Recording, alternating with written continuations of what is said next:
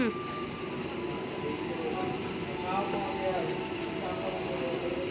ওখানে প্লেটস আছে, চামচ আছে, সব কিছু নিয়ে নিতে হবে। ওই পাশে আছে সব প্লেট আর চামচ।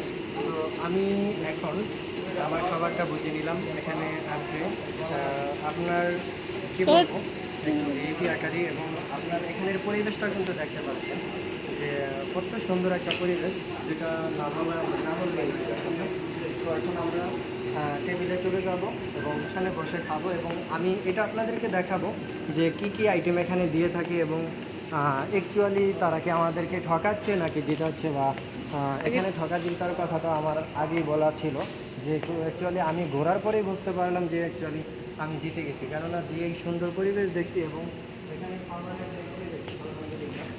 এখন আমরা যেটা একটাতে রাখি, চলো। এই যে চামচ আর প্লেট।